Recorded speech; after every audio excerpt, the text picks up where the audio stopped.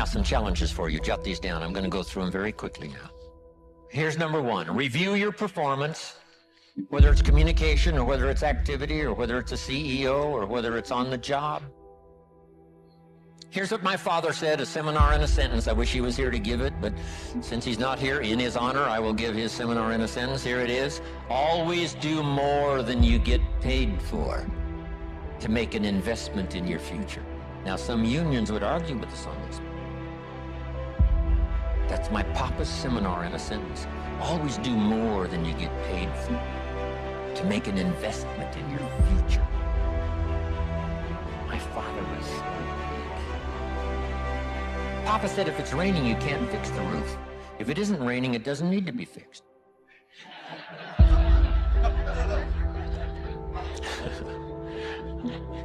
He was a grand old man.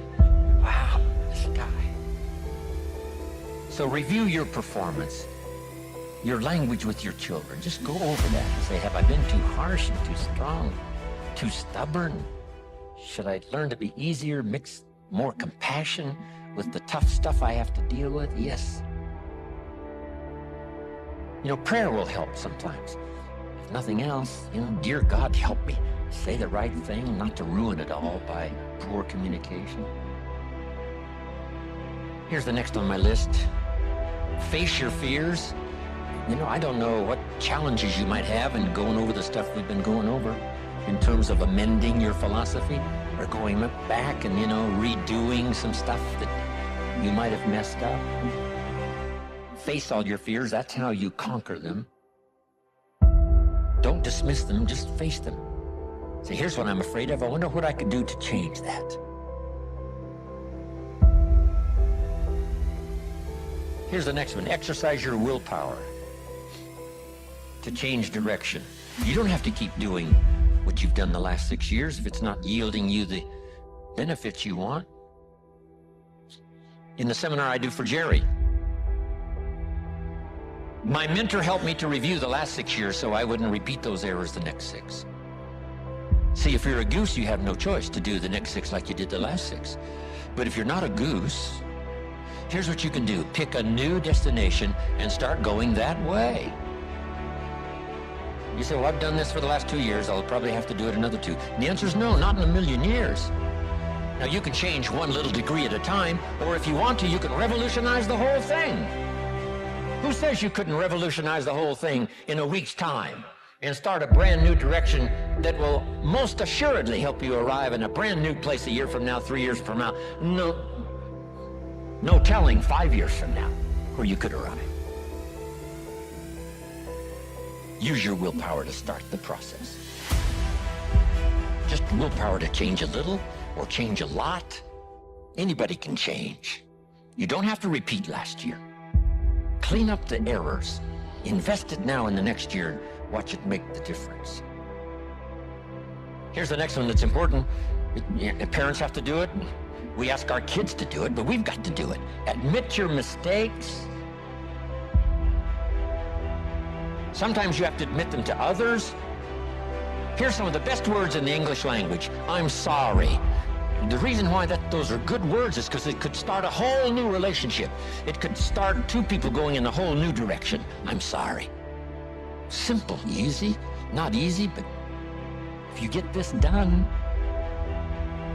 the turnaround can be dramatic. The early years can be big in payoff. And here's the big one. Admit your mistakes to yourself. You don't have to babble about them to everybody in the neighborhood.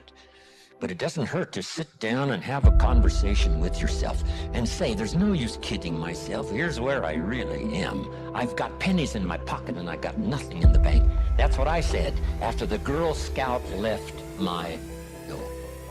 I had a conversation with myself. And I said, I don't want this to happen anymore.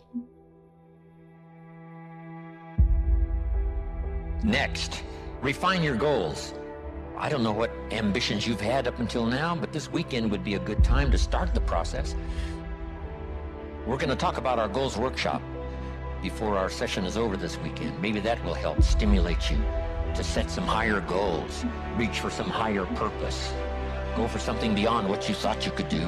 By the time this weekend's over, you might double, triple, quadruple the amount of goals, purpose, all the things you think you can accomplish. You could multiply that by 10 by the time we finish here on Sunday. Here's the next one, believe in yourself. Yes, you got to believe in God, and you got to believe in the community, and you've got to believe in the possibilities. You've got to believe in the economy. You've got to believe that tomorrow can be better than today. But here's the big one, believe in yourself. There isn't a skill you can't learn. There isn't a discipline you can't try. There isn't a class you couldn't take. There isn't a book you couldn't read. If it's written in some other language, you just get it translated and read it.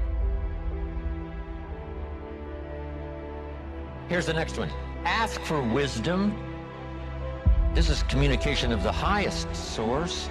Ask for wisdom. Ask for wisdom that creates answers. Ask for the wisdom that creates faith to believe things are possible.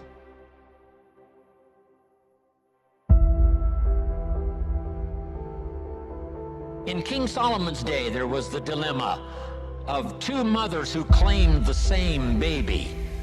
And the question was, whose baby is this? This mother says, it's mine. The other mother says, no, it's mine. Solomon said, bring me the baby. They brought him the baby, and he raised the sword. He said, I'm going to cut this baby in half and give one half to this mother and one half to this mother. And as he raised his sword, sobbingly, the real mother said, no, no, no, don't cut the baby in half. Give it to her, who was not the real mother. Solomon says, now I know who's the real. See, that is so wise. And the moment was such drama. But Solomon, the wisest of the wise, knew what to do to settle the deal. Ask for wisdom to deal with the challenges of today and tomorrow, to deal with the challenges your family brings you. Don't wish it was easier, wish you were better.